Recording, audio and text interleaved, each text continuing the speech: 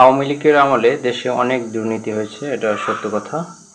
এবং এই যে সর্বশেষ কোটা আন্দোলন নিয়ে যে ছাত্রদের উপরে যে গণহত্যা আওয়ামী লীগের, এটা একদমই মাপ করার কোনো বিষয় না, একদমই মেনে নেওয়ার কোনো বিষয় না। অবশ্যই আওয়ামী লীগ অনেক বড় অপরাধ করেছে, এটা সত্য কথা। কিন্তু কিছু জিনিস নিয়ে একটু কথা বলবো যে আওয়ামী লীগের আমলে কিন্তু কিছু উন্নয়নমূলক কাজও কিন্তু হয়েছে এবং অনেক উন্নয়নমূলক কাজ চলমান ছিল।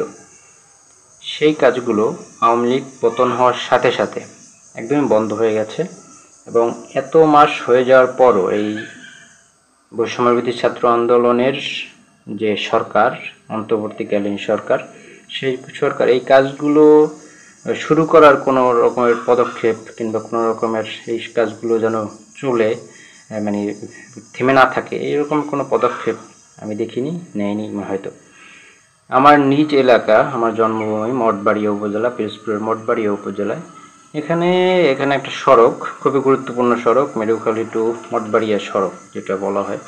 এই সড়কটা আওয়ামী লীগ কাজ শুরু হয়েছিল, খুব ধুমধাম করে কাজ চলছিল। বড় রাস্তাটা প্রশস্ত করে খুব ভালো একটা রাস্তা কাজ চলছিল। কিন্তু আওয়ামী লীগ সরকার পতনের সাথে সাথেই কাজটা একদমই বন্ধ হয়ে গেছে।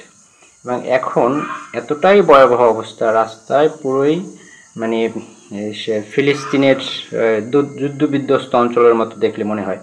ধুলোয় একদমই পুরো রাস্তা এবং গোটা এলাকা লাল হয়ে গেছে। খোয়া বিছিয়ে রেখেছে, তো খোয়ার ধুলায় পুরো এলাকাটা একদম যুদ্ধ বিধ্বস্ত এলাকা হয়ে গেছে। চলাচল করা একদমই অসম্ভব বলা যায়। পাশে আশপাশে রাস্তার আশপাশে যারা বসবাস করে, সেই মানুষগুলো আসলে কীভাবে বসবাস করে আমার জানা নেই। খুবই ভয়াবহ অবস্থা। কিন্তু সেই রাস্তাটার মেরামত কিংবা সেই রাস্তাটার এখানে যে কোনো কর্তৃপক্ষ আছে এটাই মনে হয় না। এই যে কর্তৃপক্ষ এখানে রাস্তাটায় অন্তত একটু পানি মেরে দিলে চলাচল করা যায়, এরকম কোনো খেয়াল আদৌ মানে এখানে মনে হচ্ছে যে রাষ্ট্রে কোনো দেশে কোনো রাষ্ট্র নেই কিংবা কোনো দেশে কোনো সরকার নেই, এরকম অবস্থা। এটার জন্য কোনো পদক্ষেপ আমি আসলে এই ইউনূস সরকার কিংবা বর্তমান সরকারের কোনো দেখি না। সুতরাং এই বিষয়গুলোর কারণে কিন্তু আওয়ামী লীগ আবার নতুন করে সিম্প্যাথি পাওয়া শুরু করে দিয়েছে। এই রাস্তাটা কেন্দ্র করে মানুষ বলে, অনেকেই বলে যে আওয়ামী লীগ থাকলে তো রাস্তাটা হয়ে যেত এতদিন। সুতরাং আওয়ামী লীগ, সেই লোক যে আওয়ামী লীগকে ভোট দেবে কিন্তু তার ভোটটা আওয়ামী লীগের দিকে, এখনো এত বড় আওয়ামী লীগ এত বড় একটা গণহত্যা চালানোর পরও তার সিম্প্যাথি যে আওয়ামী লীগের দিকে, সেটা একদমই ক্লিয়ার বোঝা যায় তার কথায়। সুতরাং এই জিনিসগুলো যদি অন্তর্বর্তীকালীন সরকার এই জিনিসগুলো যদি আবার, এই কাজগুলো যদি, উন্নয়নমূলক কাজগুলো যদি আবার চলমান না রাখতে পারে, এইগুলো যদি থেমে যায়, তাহলে মানুষ কিন্তু আবারও উল্টো খেপে উঠবে। মানুষ যেরকম আওয়ামী লীগের বিরুদ্ধে খেপে উঠেছিল, সেরকম উল্টো খেপে উঠবেই অন্তর্বর্তীকালীন সরকারের বিরুদ্ধে। এবং সেই সব কারণেই কিন্তু বর্তমান সরকার নানান রকমুখী চাপে আছে। কারণ এত মাস হয়ে যাওয়ার পরেও কিন্তু কোনো দৃশ্যমান গুরুত্বপূর্ণ কিংবা ভালো কোনো পদক্ষেপ কিন্তু এই সরকার নিতে পারেনি তেমন বলা যায়।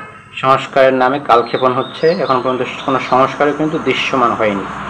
শুধু যেটা হচ্ছে নতুন কিংস পার্টি, যেটার নাম এনসিপি, সেই এনসিপিকে পৃষ্ঠপোষকতা দিয়ে তাকে সারা বাংলাদেশে ছড়িয়ে দেওয়ার একটা পরিকল্পনা, এইটাই দেখা যাচ্ছে মূলত। কিন্তু বাস্তব যে গুরুত্বপূর্ণ কাজ, সেরকমই উল্লেখযোগ্য কাজ আসলে আমাদের কিন্তু চোখে পড়ে নাই। সুতরাং এটা হলে বিপ্লব যেমন ব্যাহত হয়ে যাবে, তেমনি করে আওয়ামী লীগও কিন্তু সিম্পিতি পাওয়া শুরু করবে। সুতরাং এই রাস্তার বিষয়টা যেটা বললাম, এটা আসলে কিন্তু আওয়ামী লীগের সিম্পিতি অর্জন করার একটা মানে ফ্যাক্টর হয়ে দাঁড়িয়েছে।